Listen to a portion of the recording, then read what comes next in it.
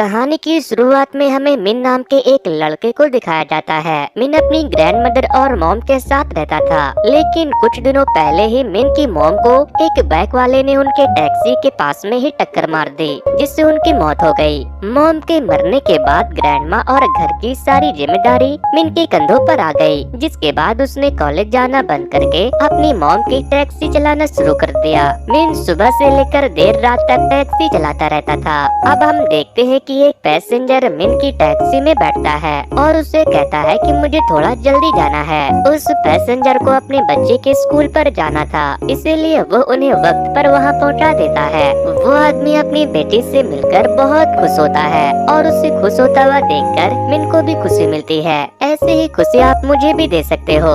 इसके लिए आपको बस इस वीडियो को लाइक करके मेरे YouTube चैनल को सब्सक्राइब करना है। अब हम मिन के दोस्त सियोक को देखते हैं। वैसे तो सियोक की फैमिली बहुत ही रिच थी, लेकिन उसके घर वालों ने उसे घर से बाहर निकाल दिया था ताकि वो अपने दम पर कुछ कर सके। जिसके बाद सियोक ने टैक्सी चलाना शुरू कर दिया था और आज उसके अंडर काफी सारी टैक्सी चलती थी। सियोक मिन के साथ एक महंगे इटालियन स्पीकर को लेने के लिए जा रहा था, लेकिन उनके पहुंचने से पहले ही कुछ चोर उसे लेकर भाग जाते हैं। जिसके बाद मिन उन चोरों का पीछा करता है और फाइनली कुछ पुलिस वालों के साथ मिलकर वो उन्हें पकड़ भी लेता है। वो चोर रात के वक्त ऐसे ही कई चोरियां किया करते थे, इसीलिए ऑफिसर मिन का उसे पकड़वाने के लिए शुक्रिया अदा करते हैं। अगली सुबह मिन ग्रैंडमा और अपने लिए ब्रेकफास्ट बनाकर काम पर जाने के लिए निकल जाता है, लेकिन जब वो अपनी टैक्सी को साफ कर रहा था तो तभी उसे बैक सीट के नीचे से एक फोन मिलता है। मिन को लगता है कि शायद ये फोन उसके किसी पैसेंजर का होगा।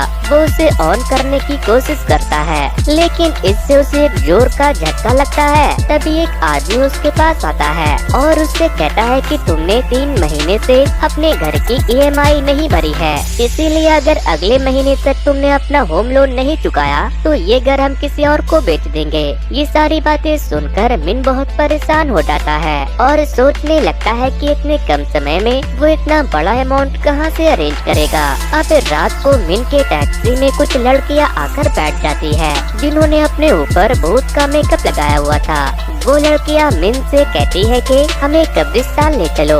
ये सुनकर मिन बहुत डर जाता है, लेकिन जब वो कब्रिस्तान पहुंचता है तो देखता है कि वहाँ पर तो फिल्म की शूटिंग चल रही थी। मिन उन लड़कियों को वहाँ छोड़कर अपने घर के लिए लौट जाता है, लेकिन तभी वो मिरर में देखता है कि उसके टैक्सी के बैक सीट पर एक लड़की बैठी हुई है। वो लड़की बहुत ही स्कैरी लग रही थी। उसे लगता है कि शायद ये भी उन्हीं लड़कियों के साथ होगी, इसीलिए वो उससे कहता है कि आपके फ्रेंड्स तो पहले ही उतर चुके हैं, लेकिन आप अब तक यहाँ क्यों बैठी हो। जिस पर वो लड़की कहती है कि ठीक है फिर मैं भी उतर जाती हूँ। लेकिन मिन जब उस लड़की को उतारने के लिए अपनी टैक्सी रोकता है तो वो लड़की बिना डोर ओपन किए टैक्सी के आर पार हो जाती है। वो टैक्सी से उतरकर जाने लगती है तो अचानक से कोई एनर्जी उसे कार में ढकेल देती है। ये सब देखकर मिन बेहोश हो जाता है। अगली सुबह जब उसकी आँख खुलती है तो वो सोचता है कि शायद उसने कोई सपना देखा होगा, लेकिन तभी उसे अपने बगल वाली सीट पर वही लड़की मिलती है, जिससे कि वो बहुत डर जाता है और डर के मारे टैक्सी से उतरकर भाग जाता है। तभी एक ऑफिसर टैक्सी को बीच रोड पर देख उसे हटाने के लिए आते हैं, जिस पर मिन ऑफिसर से कहता है कि मेरे कार में कुछ तो अजीब है, इसीलिए प्लीज आप जाकर उसे चेक कर लो। लेकिन जब वो ऑफिसर उस कार को चेक करते हैं तो उसे वहाँ पर कोई नहीं मिलता। जिसके बाद मिन अपने टैक्सी में जाकर बैठ जाता है, लेकिन वो लड़की दोबारा से उसके कार में अपीयर हो जाती है। मिन उससे डर रहा था। तभी वो उससे पूछती है कि क्या आप जानते हो कि मैं कौन हूँ और मैं यहाँ पर कैसे आ गई। मिन कहता है कि मैं तुम्हें नहीं जानता और तुम जो कोई भी हो प्लीज यहाँ से चले जाओ। लेकिन वो आत्मा उस टैक्सी से दूर नहीं जा सकती थी, क्योंकि जैसे ही वो उस टैक्सी से दूर जाती वो वापस से उसी टैक्सी में चली आती, क्योंकि किसी कारण वो आत्मा उस टैक्सी से जुड़ी हुई थी।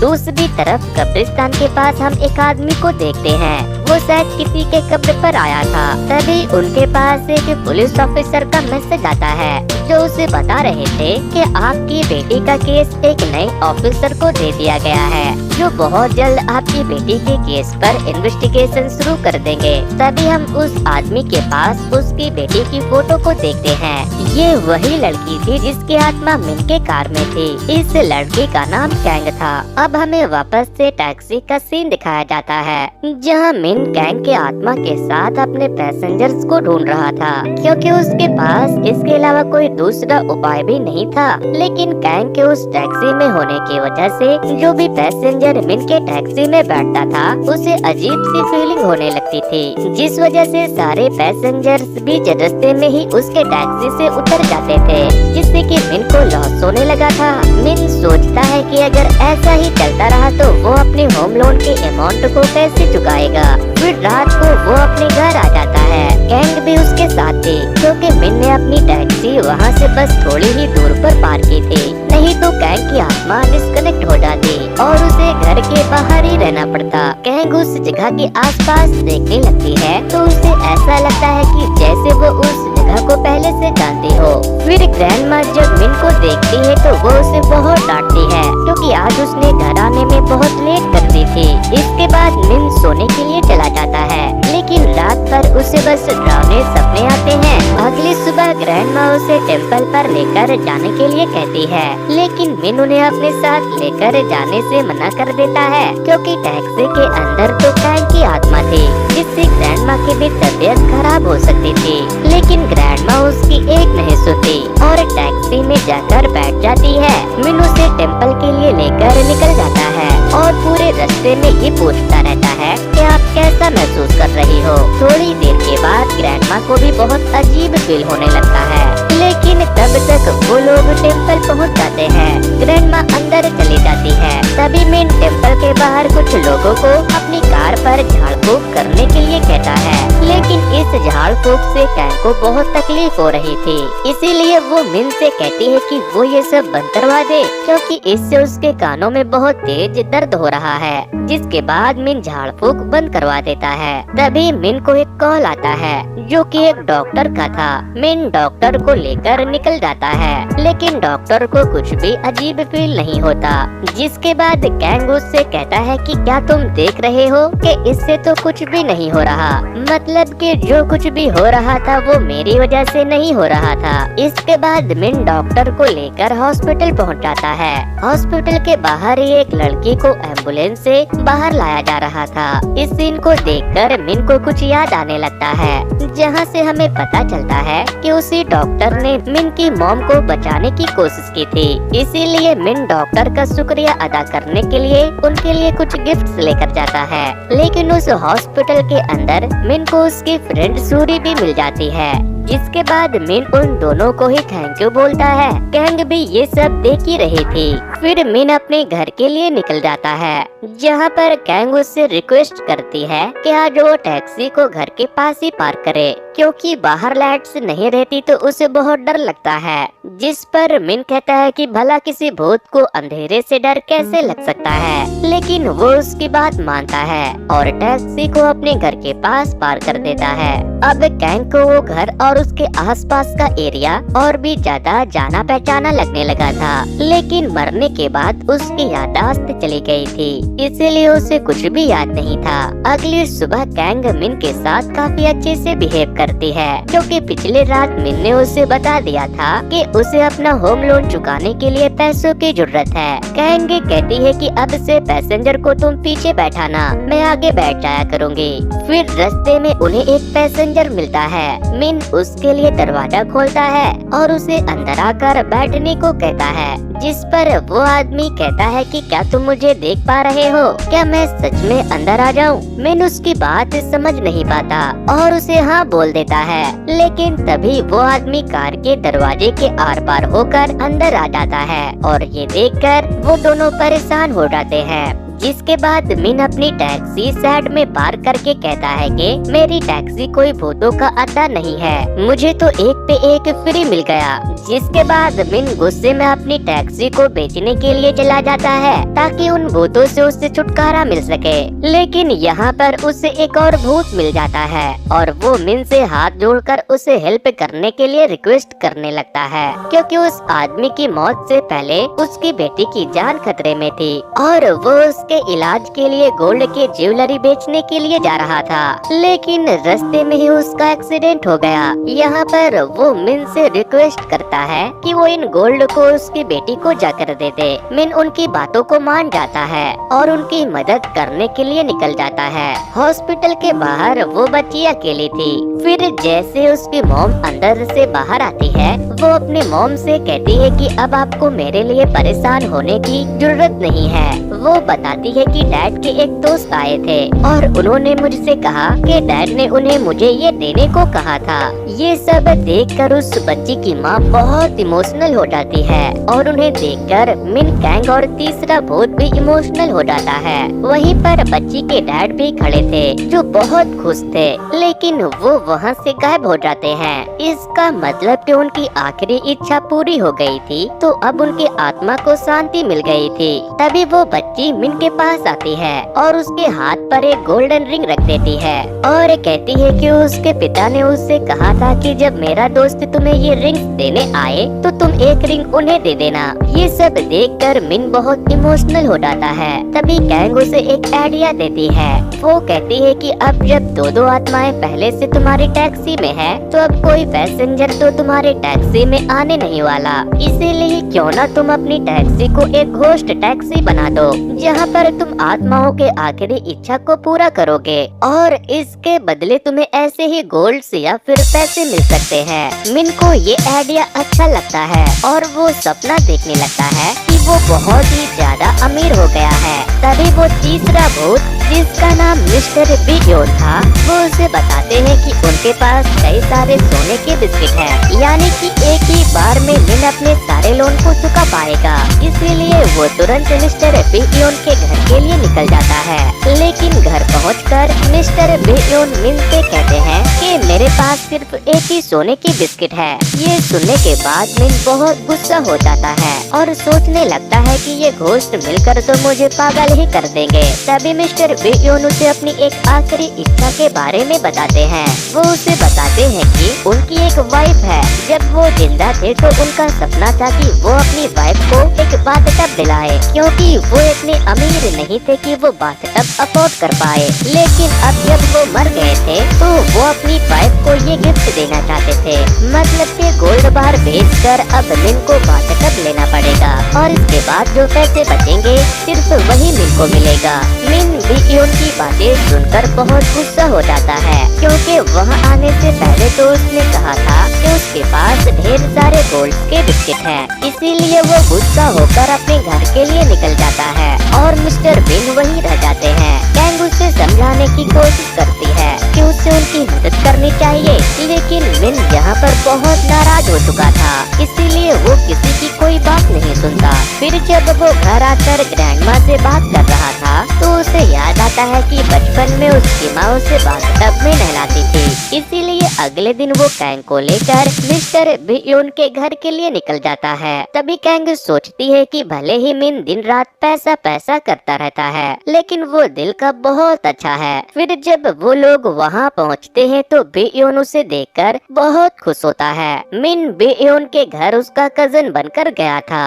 बिगयोन की वाइफ उसे अपने घर के अंदर बुलाती है। फिर वो मिस्टर बिगयोन की वाइफ सू को किसी काम में बिजी करके मिस्टर बिगयोन के छुपाए हुए जगह से जाकर उस गोल्ड बिस्किट को निकाल कर अपने पास रख लेता है। प्लान एकदम सक्सेसफुल था, पर तभी सू को किसी आदमी का कॉल आता है। वो सू से कहता है कि आपके हस्बैंड का कॉम्पनसेशन अमाउंट प्रोसेस हो चुका है, आप उसे ले जा सकती हो। दरअसल मिस्टर बिगयोन की मौत कंपनी में काम करने के दौरान हुआ था और इसके बदले कंपनी फैमिली को एक बड़ा अमाउंट देने वाली थी। लेकिन जब वो लोग वहाँ पर पहुँचते हैं तो अचानक से से मिस्टर बेयोन की मॉम वहाँ पर आ जाती है। वो उनकी वाइफ से दुख बांटने लगती है और इसके बाद वो खुद ही मिस्टर बेयोन का मेमोरियल भी अरेंज करती है।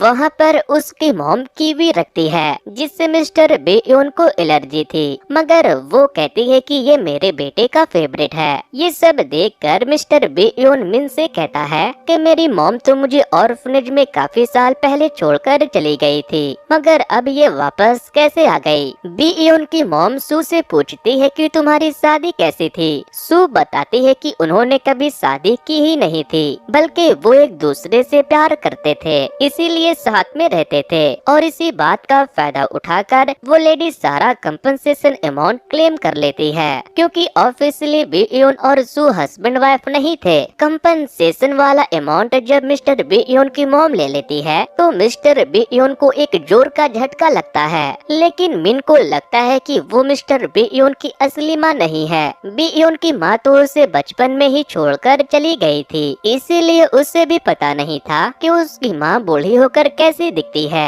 इसीलिए मिन उस लेडी का पीछा करके उनके घर पहुंच जाता है। यहाँ पर उसे उनकी एक फोटो मिलती है, पर यहाँ उसे कुछ ज्यादा समझ नहीं आता। इसके बाद वो मिस्टर बेयोन से पूछता है कि क्या ऐसी कोई चीज है जिससे हम ये कंफर्म कर सके कि ये आपकी असली मॉम है। मिस्टर बेयोन बताते हैं कि उनकी मॉम के राइट हैंड पर एक चोट का निशान था। मिन के चेक करने पर उसे इस लेडी के हाथ पर भी सेम वैसा ही निशान मिल जाता है, लेकिन फिर बेयोन की मॉम मिन और सू पर ये इल्जाम लगा देती है कि उन दोनों ने मिलकर उनके बेटे को मार दिया। ये सब सुनकर सू वहीं बेहोश हो जाती है। कैंग को ये सब देखकर बहुत गुस्सा आ रहा था। हॉस्पिटल में डॉक्टर डोजिन उन्हें बताते हैं कि सू तो 3 मंथ्स की प्रेग्नेंट है, इसीलिए उन्हें अपना ख्याल रखना चाहिए। अब ये बात सुनकर मिन को एक आइडिया आता है। वो बेयोन की मॉम का डीएनए टेस्ट करवाता है, लेकिन उनका डीएनए मिस्टर बेयोन के डीएनए से मैच नहीं करता,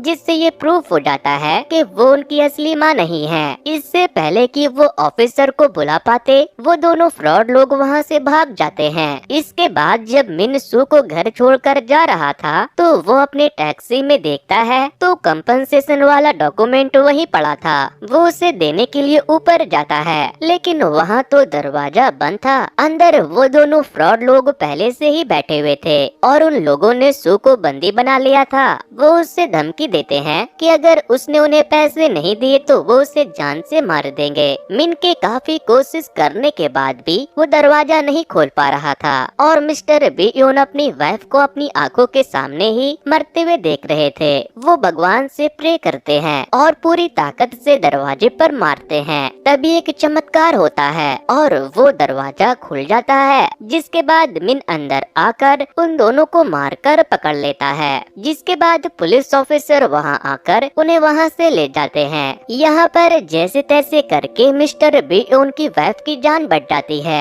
इसके बाद मिन सू को बता देता है कि वो उसके हस्बैंड का कजन नहीं है। वो तो उन्हें जानता भी नहीं था, लेकिन वो उनके आत्मा से मिला, जिसके बाद उन्होंने उससे हेल्प करने को कहा। सू को उसकी बातें बहुत अजीब लगती है। वो हैरानी से उसकी बातों को सुन रही थी। फिर मिन बताता है कि वो आपके पास ही है और वो आपको सुन और देख सकते हैं, लेकिन सू को उसके किसी भी बात पर यकीन नहीं था। इसीलिए मिस्टर बेयोन जो बातें कहते हैं वो बातें मिन रिपीट करने लगता है, जिससे अपने हस्बैंड की सारी बातें वो सुन सके। वो कहते हैं कि सू, क्या तुम्हें याद है बचपन में हम दोनों स्कूल के लिए बहुत जल्दी निकलते थे ताकि एक साथ हम आसमान में बने सितारों को देख सके। हम दोनों का इस दुनिया में कोई नहीं था, इसीलिए हमें तारे अपने लगते थे। ये सब बातें सुनकर सू बिल्कुल हैरान हो जाता है। वो कहते हैं कि याद है ना, मैंने कहा था कि अगर हमारा बेबी होता है तो हम उसका नाम स्टार रखेंगे,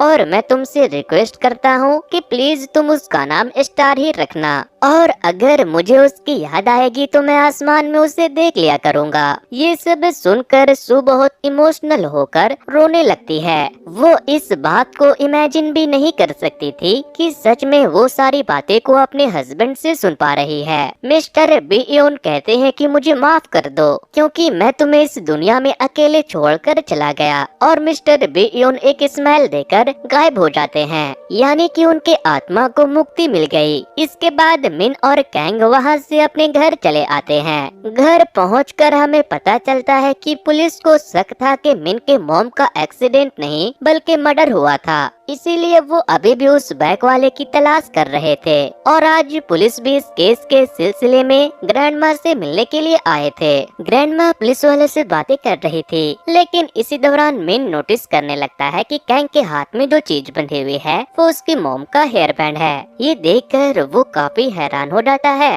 कि उसकी मॉम का हेयर बैंड कैंग के पास कैसे आया। तभी ग्रैंडमा मिन को एक फोटो दिखाते हुए उससे पूछती है कि ये तुम्हारे मॉम वाले फोन पे ये प्यारी सी लड़की कौन है। ये देखकर मिन शॉक हो जाता है कि उसकी मॉम और कैंग एक साथ कैसे हैं। कैंग अपनी फोटो देखकर खुश होती है और कहती है कि वह मैं तो बिल्कुल परी दिखती हूँ। मिन कहता है कि परी नहीं तुम चुड़ैल हो, लेकिन इसके बाद वो बस यही सोचता रहता है कि आखिर कैंग उसकी मॉम को कैसे जानती थी। नेक्स्ट डे मॉर्निंग में ऑफिसर मिन को मिलने के लिए बुलाते हैं और यहाँ पर वो उसी पर शक कर रहे थे कि कहीं उसी ने तो अपनी मॉम को नहीं मार दिया। ऑफिसर की बातों से नाराज होकर मिन चिल्लाने लगता है। अब हमें उसके फ्लैशबैक से एक्सीडेंट वाला सीन दिखाया जाता है। हम देखते हैं कि एक्सीडेंट से तुरंत पहले मिन अपनी मॉम से ही बात कर रहा था और इसीलिए एक्सीडेंट होते ही वो अपनी मॉम की आवाज को सुन लेता है और तुरंत भागता हुआ वहाँ पर पहुँचता है। आसपास के लोगों ने एम्बुलेंस को बुला दिया था, उन्हें एम्बुलेंस में बैठा दिया जाता है, लेकिन जगह कम होने की वजह से वो दूसरी टैक्सी लेकर आता है। उसने अपनी मॉम वाली टैक्सी को वहीं पर रहने दिया था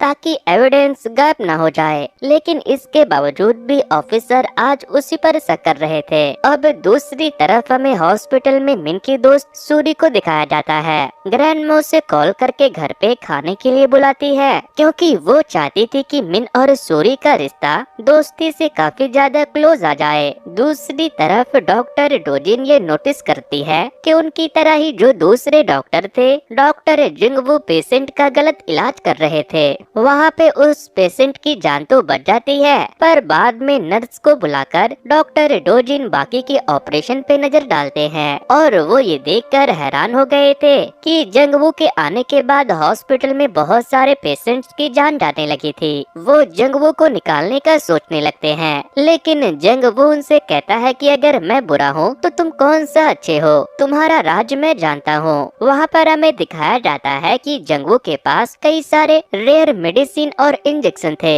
जिन्हें वो छुपा के रखता था। दूसरी तरफ हम देखते हैं कि एक पैसेंजर मिन की टैक्सी में आकर बैठता है। वो थोड़ा वियर्ड था, लेकिन बाद में हमें पता चलता है कि वो एक समन है जो भूतों को देख सकता है और वो मिन को बताता है कि इस लड़की की आत्मा तुम्हारी टैक्सी से नहीं जुड़ी बल्कि टैक्सी में रखे किसी सामान से जुड़ी है। तभी मिन को याद आता है कि वही व्हाइट कलर का पुराना फोन। वो उसे लेकर दूर जाता है तो कैंग अचानक उड़कर उसके पास खिंची आती है, यानी कैंग की आत्मा उसी फोन से जुड़ी हुई थी। यहाँ पर इन दोनों के बीच एक एक्सीडेंटल किस होता है और ये दोनों एक दूसरे से नजरें भी नहीं मिला पाते। बाद में फोन का चार्ज खत्म होने की वजह से कैंग गायब हो जाती है। अब मिन तुरंत घर आकर उस फोन का चार्जर ढूंढने लगता है, लेकिन उस फोन का चार्जिंग पोर्ट काफी डिफरेंट था क्योंकि अब ऐसे पोर्ट वाले चार्जर्स नहीं मिलते। इसीलिए वो डिसाइड करता है कि कल वो मार्केट से नया चार्जर ले आएगा, लेकिन कल वो ग्रैंडमा के साथ शॉपिंग पर चला जाता है।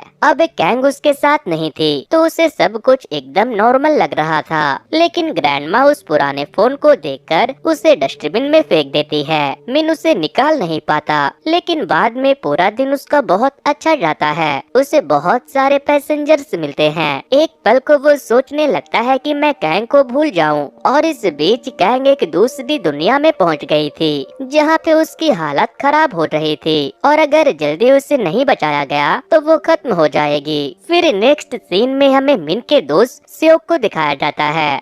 सियोक अपनी टैक्सियों को लीज पर भी देता था, जिसमें से एक टैक्सी उसने योनसू नाम की एक लड़की को दिया था। वो मिन और सियोक की कॉमन फ्रेंड थी। योनसू की मॉम को भूलने की बीमारी थी, इसी वजह से वो उन्हें लेकर ही ट्रैवल करती थी, लेकिन आज उसकी मॉम गायब हो गई थी। इसीलिए योनसू सियोक और योंगमिन के साथ मिलकर अपनी मॉम को हर जगह ढूंढती है। काफी ढूंढने के बाद फाइनली वो उन्हें एक पुलिस ऑफिसर के पास मिलती है। दरअसल वो एक बच्चे के साथ खेल रही थी और ये देखकर उस बच्चे की माँ को लगा कि ये लेडी उसके बच्चे को परेशान कर रही है, इसीलिए उस लेडी ने उन्हें पुलिस वालों को दे दिया। ऑफिसर से अपनी मॉम को छुड़ाने के बाद युंग सू मिन से कहती है कि पता है, मेरी मॉम पूरी दुनिया के लिए एक भूत की तरह है। लोग उन्हें देखते तो हैं, लेकिन असलियत में कोई उन्हें देखना नहीं चाहता, क्योंकि उन्हें भूलने की बीमारी जो है और वो किसी को याद नहीं रख पाती और उनका तो अब मेरे सिवा इस दुनिया में कोई भी नहीं है। उसकी बातें सुनकर मिन को रियलाइज होता है कि कैंग तो सच में एक भूत है, उसका भी इस दुनिया में उसके अलावा कोई नहीं है। इसीलिए वो वहाँ से जाकर उस डस्टबिन से फोन निकालकर एक नया चार्जर खरीद के उसे चार्ज करता है और उस फोन के चलते ही कैंग वापस से इस दुनिया में आ जाती है। वो आते ही उसके हाथ पर गिर जाती है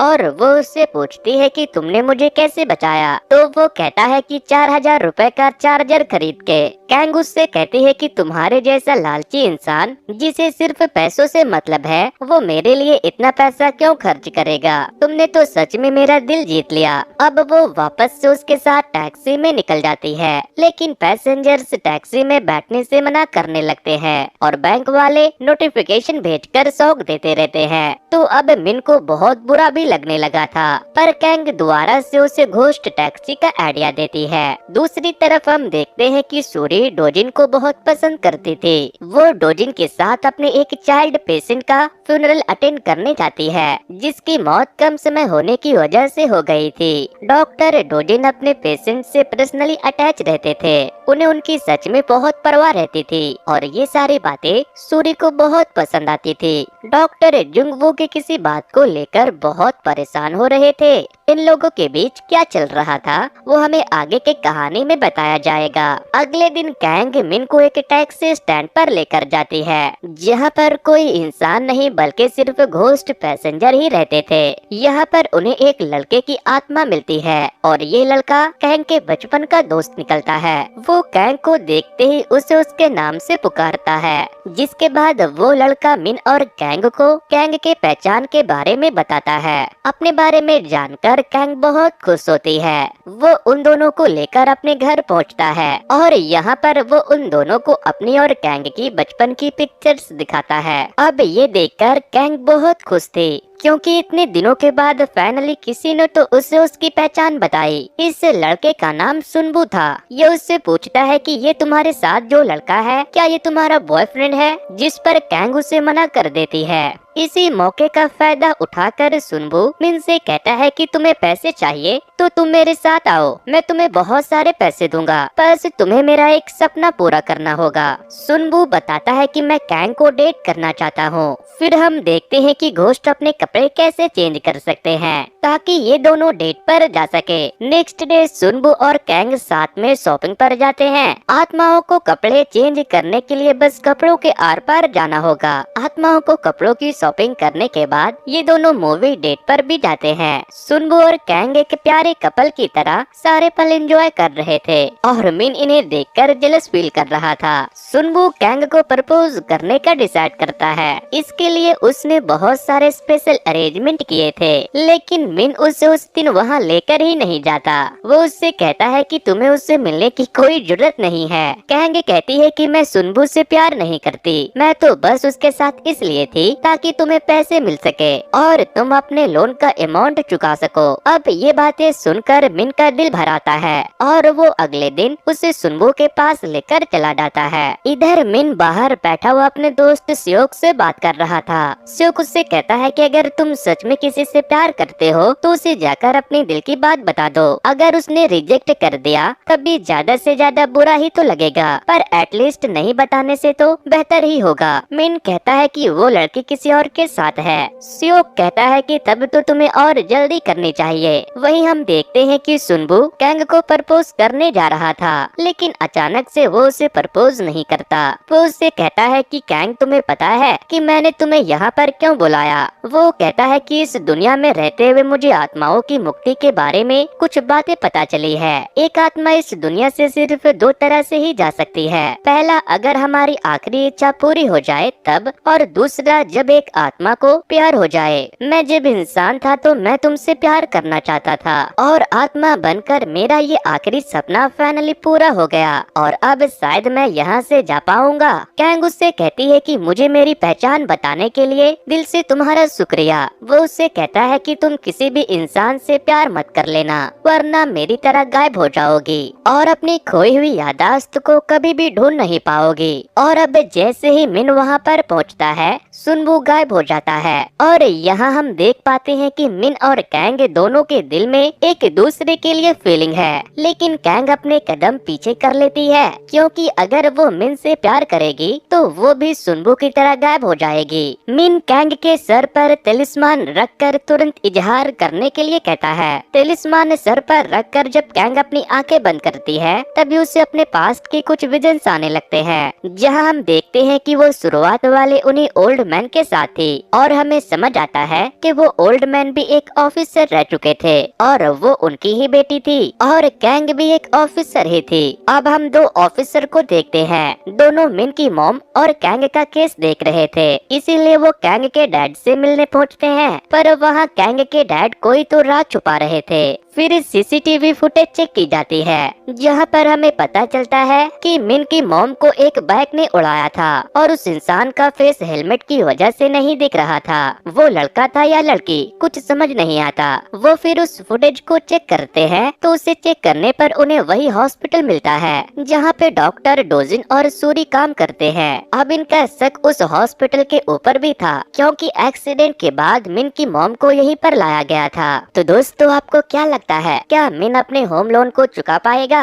उसकी मॉम की डेथ कैसे हुई थी और कैंग की डेथ कैसे हुई? तो दोस्तों अगर आप इस वीडियो के सेकंड पार्ट को देखना चाहते हो तो वॉच नेक्स्ट पर क्लिक करके उसे देख सकते हो, जहां मेरी सिस्टर ने इसके सेकंड पार्ट को एक्सप्लेन कर दिया है। सो वेल गाइस, आज के वीडियो में इतना ही। Thanks to, good bye.